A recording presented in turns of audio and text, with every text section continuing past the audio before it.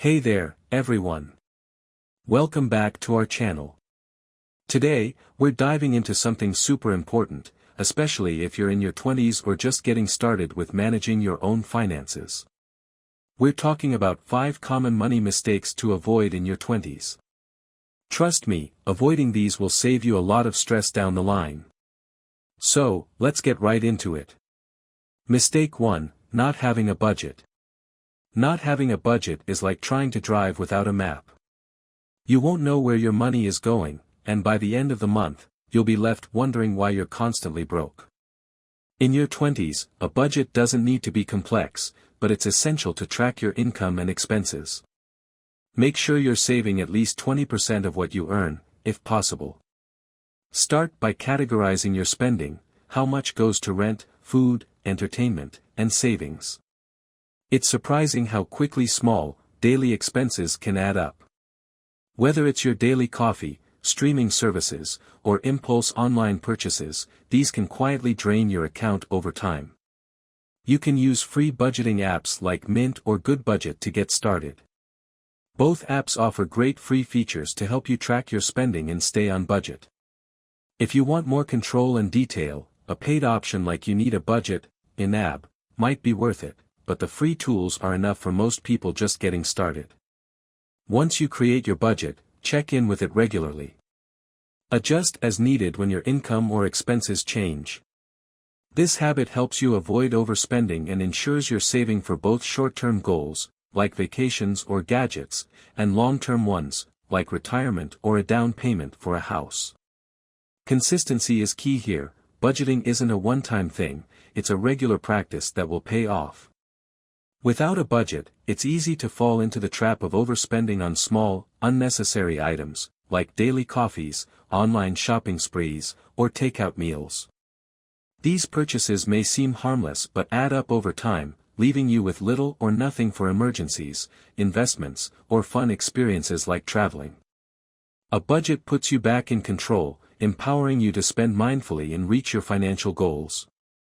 You'll also feel more confident knowing exactly where your money is going each month, which can relieve a lot of financial stress. Mistake 2, racking up credit card debt. Credit cards are a double-edged sword. While they help build your credit score, they can also lead to financial disaster if used recklessly. In your 20s, it's crucial to understand how credit card interest works. With most credit cards carrying interest rates between 16 to 20%, carrying a balance month after month can quickly spiral into unmanageable debt. The key is to only spend what you can afford to pay off in full each month. This way, you avoid paying any interest at all. But it's not just about avoiding interest. Using a credit card irresponsibly can hurt your credit score, making it harder to get loans, rent an apartment, or even land certain jobs in the future. If you're already in credit card debt, focus on paying it off as soon as possible. Start with the card that has the highest interest rate, often referred to as the avalanche method, or tackle the smallest balances first to build momentum, the snowball method. If you need help tracking payments, apps like Credit Karma or Wallet Hub offer free tools to help monitor your credit score and remind you of upcoming due dates. These apps also provide useful tips on how to improve your credit, making them great tools for young adults just getting started with credit. If you're struggling to pay off high-interest debt, consider transferring your balance to a card with 0% APR for a promotional period. Just make sure to pay off the debt before the promotional period ends, or you'll face high interest again, potentially even higher than what you started with. Remember, credit cards can be powerful tools when used responsibly. Avoid opening too many accounts just for rewards points unless you're sure you can manage the payments. Sticking with 1 or 2 cards will help you stay organized and avoid missing payments. Building credit is essential, but carrying a balance can seriously hurt your financial health. Keep in mind that your credit score will affect your ability to get a mortgage, car loan, and even lower insurance premiums in the future. Mistake 3, not saving for emergencies. Emergencies happen when you least expect them, whether it's a car repair, medical bill, or even job loss. If you don't have savings set aside, these emergencies can quickly lead to debt. Experts recommend saving 3 to 6 months of living expenses in an emergency fund, but if that seems daunting, start smaller, aim for $1,000 as your first goal. This may not cover everything, but it's enough to handle most minor emergencies and avoid taking on new debt. Building an emergency fund is all about consistency. Set up an automatic transfer to a savings account each month, even if it's only a small amount. The important thing is to make it a habit. Apps like Chime or Ally Bank offer free high-yield savings accounts that help your money grow faster than traditional banks. Both of these services are free and have no minimum balance requirements, which makes them perfect for beginners. The small amount of interest you earn might not seem like much, but every little bit helps in the long run. Make sure your emergency fund is easily accessible, but separate from your regular checking account to avoid dipping into it for non-emergencies. This fund is there to protect you from financial setbacks and give you peace of mind. Without it, unexpected expenses can lead you to take out loans or rack up credit card debt, both of which can take years to pay off. Once you've built a small emergency fund, focus on increasing it over time. Try to save more aggressively when your income increases or when you receive a bonus or tax refund. Remember, emergencies are unpredictable, but having savings set aside will allow you to handle them without financial stress. You don't want to find yourself in a situation where you have to borrow money to cover an emergency, that can quickly lead to a cycle of debt. Mistake 4, living above your means. It's easy to fall into the trap of lifestyle inflation as you start making more money in your 20s. You see others traveling, buying designer clothes, or eating at expensive restaurants, and feel the pressure to keep up. Social media can make this even worse by showcasing the highlight reels of other people's lives. But if you're constantly spending more than you make, you're living above your means, and that lifestyle is likely being funded by debt. In your 20s, it's crucial to focus on living within your means. That doesn't mean you have to live like a monk, but it's important to make thoughtful spending choices. Ask yourself, do I really need this? Can I afford this without dipping into savings or using a credit card? The sooner you can establish good spending habits, the easier it will be to save for bigger goals in the future, like buying a home or retiring comfortably.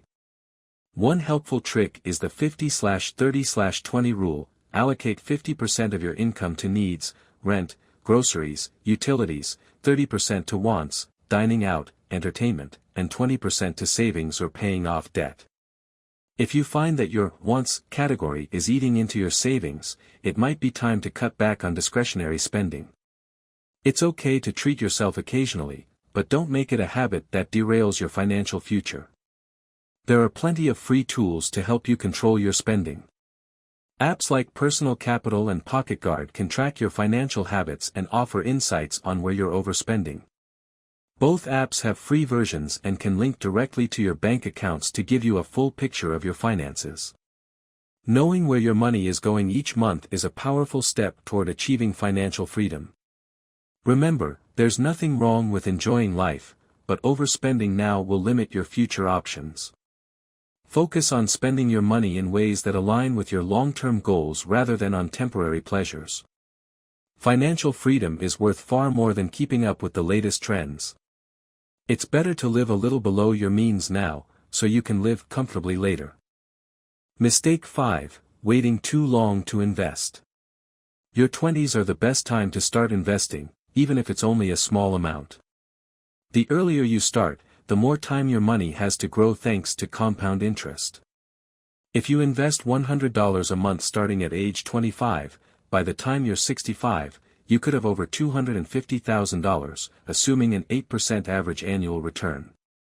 Imagine how much more you could have if you start earlier or invest more. Many young people avoid investing because they think it's complicated or risky. But you don't need to be an expert to get started. Free apps like Robinhood and M1 Finance allow you to buy stocks or index funds without paying any trading fees. These platforms make investing accessible and easy to understand, even for beginners.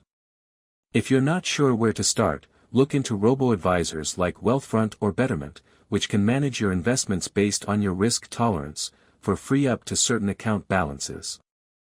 Start by investing in low-cost index funds or exchange-traded funds, ETFs. These funds spread your money across a wide range of stocks, minimizing your risk while still allowing for growth. Also, take advantage of retirement accounts like a 401k or IRA, especially if your employer offers a match. That's free money you don't want to leave on the table. The most important thing is consistency. Even if you can only contribute a small amount at first, invest regularly and increase your contributions as your income grows. By starting early, you're giving your money decades to grow, and that's one of the best financial decisions you can make in your 20s.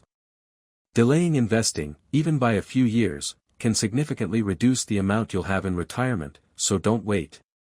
And there you have it, 5 common money mistakes to avoid in your 20s.